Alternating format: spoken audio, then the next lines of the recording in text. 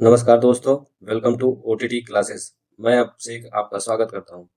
आज हम फिर से पूर्वालोकन सीरीज देख रहे थे पर्यावरण का।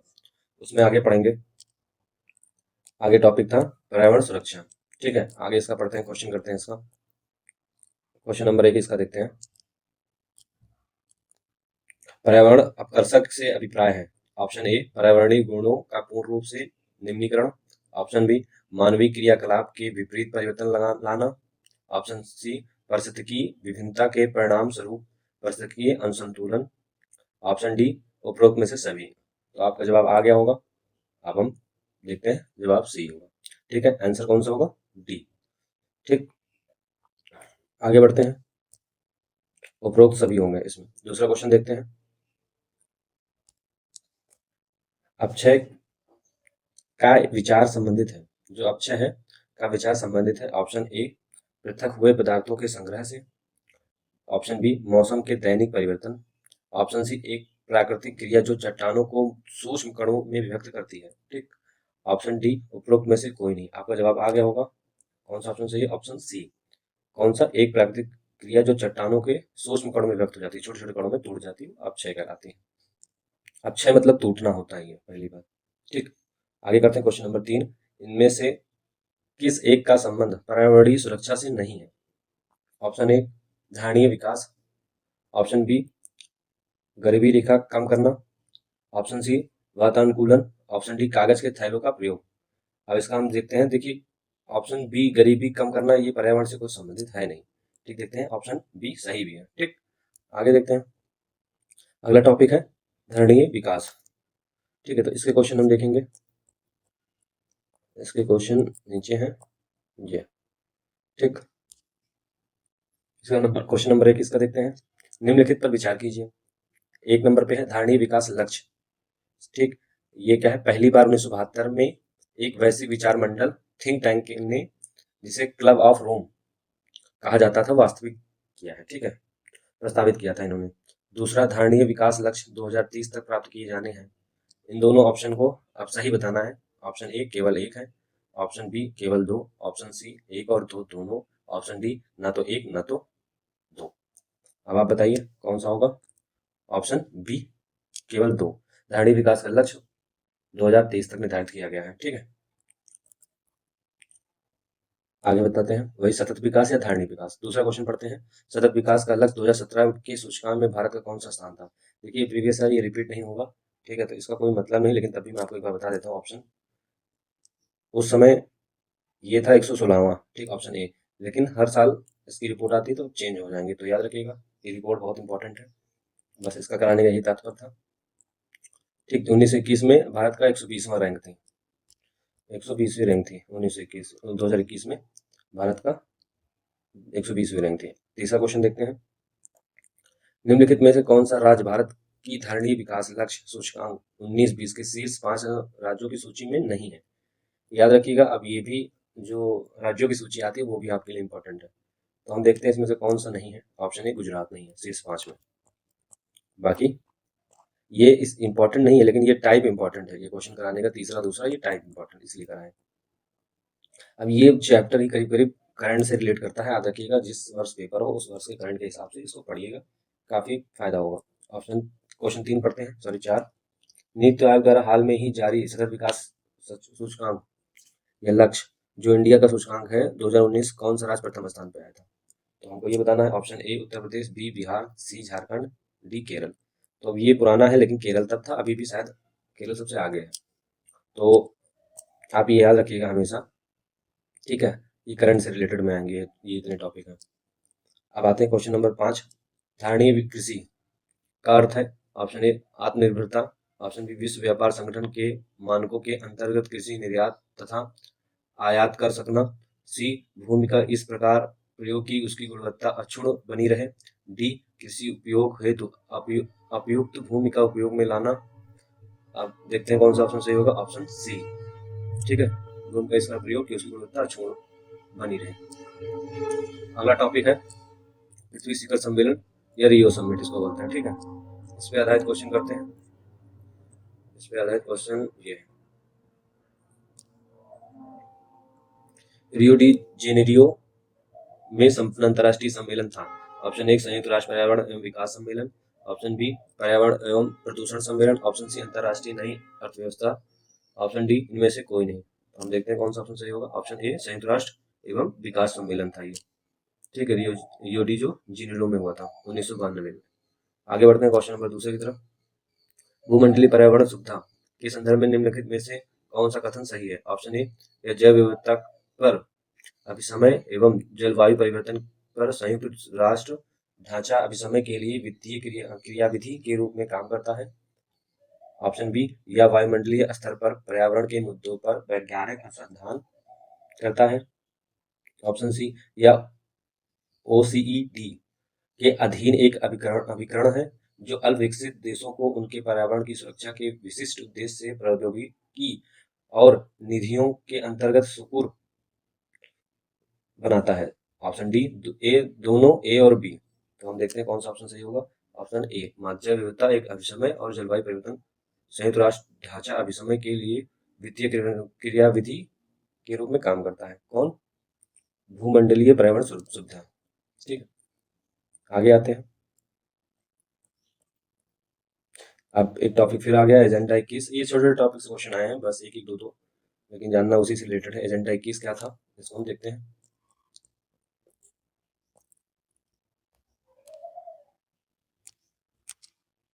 क्वेश्चन नंबर 1 है,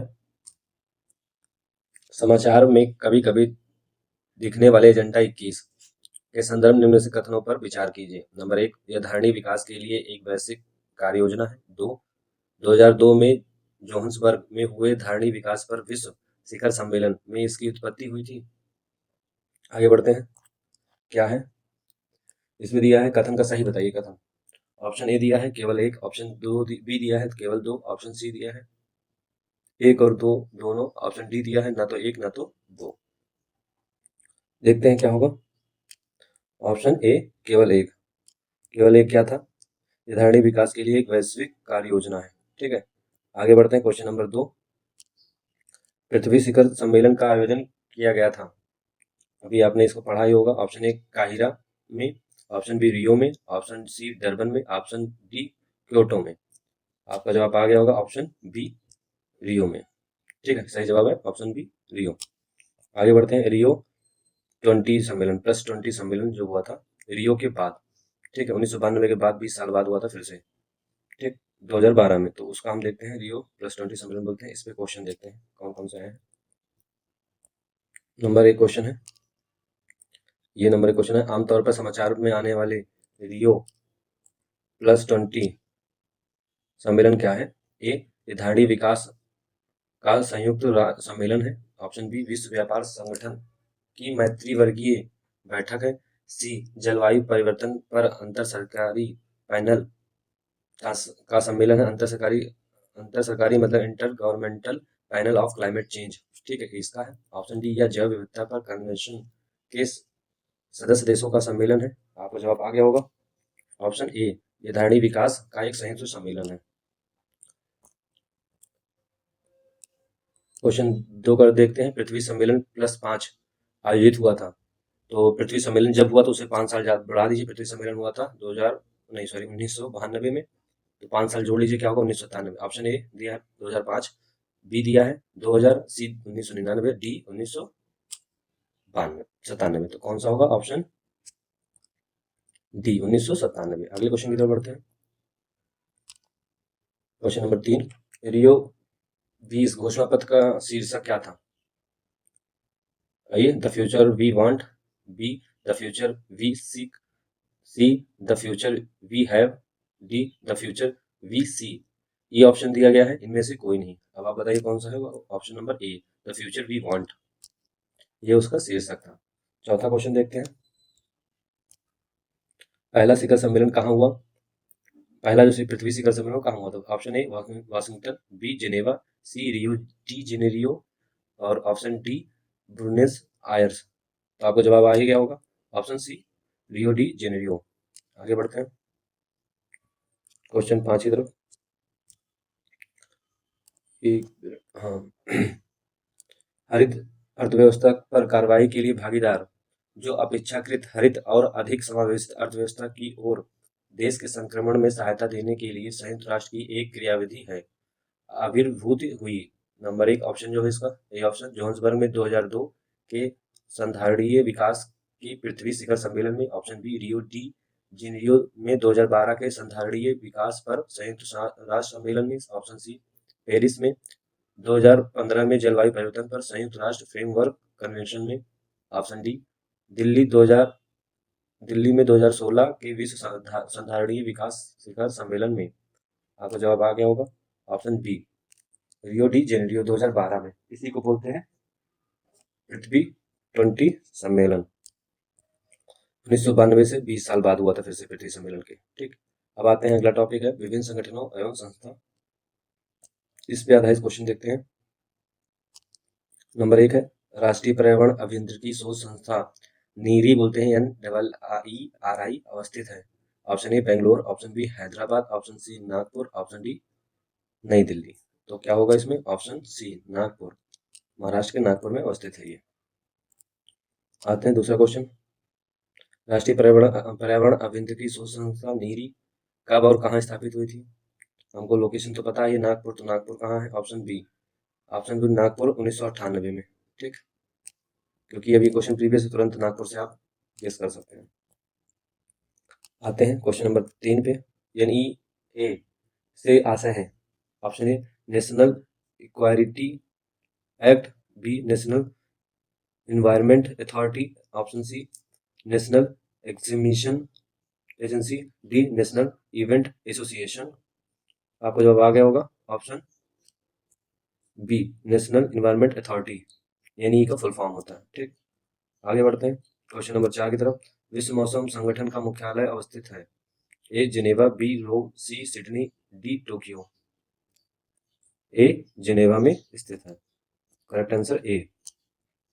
क्वेश्चन नंबर 5 UNEP का मुख्यालय है United Nation environment programme. A Geneva, B Kathmandu, C Nairobi, D Delhi. Option C Nairobi में है, केनिया के नैरोबी में स्थित है, सही ऑप्शन है। ठीक, अगला बोलते हैं क्वेश्चन नंबर 6 संयुक्त राष्ट्र पर्यावरण कार्यक्रम UNEP का मुख्यालय है, अभी हमने पढ़ा था। A the Hague, B Nairobi, C New York, D Washington DC। तो इसी के साथ हमारा बी करेक्ट आंसर होगा, बी नैरोबी। EPA का पूर्ण नाम है, रूप है या नाम है। Option A environmental pollution agency, B environmental prohibition agency. आगे देखते हैं ऑप्शन सी क्या है, environmental projection agency, option D उपरोक्त में से कोई नहीं। चेक करते हैं कौन सा होगा इसका answer. Option C environmental projection agency. ठीक, एनवायरमेंटल प्रोटेक्शन एजेंसी होता है। ठीक, क्वेश्चन नंबर 8 देखते हैं। ग्रीन पीस इंटरनेशनल का मुख्यालय अवस्थित है। ए एम्स्टर्डम, बी कैनबरा, सी ओटावा, डी नागासाकी। सही आंसर होगा ऑप्शन ए। ठीक, क्वेश्चन नंबर 9 देखते हैं। हाल में संयुक्त राष्ट्र पर्यावरण सभा का चौथा सत्र UNEP का चौथा सत्र कहाँ आयोजित किया गया? ए पेरिस फ्रांस में, बी उलान बतार मंगोलिया, सी बीजिंग चीन, डी नैरोबी केनिया। उपरोक्त ई ऑप्शन इनमें से कोई नहीं है, इनमें से एक से अधिक। तो करेक्ट आंसर होगा ऑप्शन डी नैरोबी केनिया में हुआ था। अब आते हैं अगला पॉइंट, पर्यावरण संरक्षण से संबंधित अधिनियम जो पारित हुए हैं। ए जिनेवा में स्थित है, correct answer A. Question number 5 UNEP का मुख्यालय है United Nation environment programme. A Geneva, B Kathmandu, C Nairobi, D Delhi. Option C Nairobi में है, केनिया के नैरोबी में स्थित है, सही ऑप्शन है। ठीक, अगला बोलते हैं क्वेश्चन नंबर 6 संयुक्त राष्ट्र पर्यावरण कार्यक्रम UNEP का मुख्यालय है, अभी हमने पढ़ा था। A the Hague, B Nairobi, C New York, D Washington DC। तो इसी के साथ हमारा बी करेक्ट आंसर होगा, बी नैरोबी। EPA का पूर्ण नाम है, रूप है या नाम है। Option A environmental pollution agency, B environmental prohibition agency. आगे देखते हैं ऑप्शन सी क्या है, environmental projection agency, option D उपरोक्त में से कोई नहीं। चेक करते हैं कौन सा होगा इसका answer. Option C environmental projection agency. ठीक, एनवायरमेंटल प्रोटेक्शन एजेंसी होता है। ठीक, क्वेश्चन नंबर 8 देखते हैं। ग्रीन पीस इंटरनेशनल का मुख्यालय अवस्थित है? ए एम्स्टर्डम, बी कैनबरा, सी ओटावा, डी नागासाकी। सही आंसर होगा ऑप्शन ए। ठीक, क्वेश्चन नंबर 9 देखते हैं। हाल में संयुक्त राष्ट्र पर्यावरण सभा का चौथा सत्र, यूएनईपी का चौथा सत्र कहाँ आयोजित किया गया? ए पेरिस फ्रांस के, बी उलान बतार मंगोलिया, सी बीजिंग चीन, डी नैरोबी केनिया। उपरोक्त ई ऑप्शन इनमें से कोई नहीं है, इनमें से एक से अधिक। तो करेक्ट आंसर होगा ऑप्शन डी, नैरोबी केनिया में हुआ था। अब आते हैं अगला पॉइंट, पर्यावरण संरक्षण से संबंधित अधिनियम जो पारित हुए हैं उस पे क्वेश्चन हम करेंगे। ठीक, आगे बढ़ते हैं क्वेश्चन की तरफ। इसका क्वेश्चन नंबर 1 देखते हैं। भारत में पर्यावरण संरक्षण अधिनियम पारित हुआ था? ए 1981, बी 1986, सी 1995, डी 2000। करेक्ट आंसर होगा बी ऑप्शन 1986। आगे बढ़ते हैं क्वेश्चन नंबर 2 की तरफ। पर्यावरण के परीक्षण एवं संरक्षण हेतु पर्यावरण संरक्षण अधिनियम भारत द्वारा कब पारित किया गया? सेम क्वेश्चन वही है। इसमें देखते हैं option A 1986, option B 1981, option C 1987, option D 1978। Correct option होगा ए ऑप्शन ए 1986। आगे बढ़ते हैं क्वेश्चन नंबर 3 की तरफ। भारत में पर्यावरण सुरक्षा अधिनियम निम्नलिखित में से किस वर्ष पारित हुआ? सेम वही क्वेश्चन 3 बार रिपीट हो चुका है। ठीक, 1986। अब बताऊंगा जैसे बी ऑप्शन बी 1986। चौथा क्वेश्चन भी वही है सेम, तो इसको हम नहीं करेंगे। ठीक है, पांचवा क्वेश्चन भी वही है। आ जाते हैं छठे क्वेश्चन पे। इतनी बार रिपीट हुआ है पर्यावरण सुरक्षा अधिनियम। क्वेश्चन नंबर 6 देखते हैं। पर्यावरण सुरक्षा अधिनियम को अन्य किस नाम से जाना जाता है? ए छाता विधान, बी छड़ी मुबारक, सी पर्यावरण विधान, डी इको संरक्षा नियम। करेक्ट ऑप्शन होगा ए छाता विधान। 7वां क्वेश्चन देखते हैं।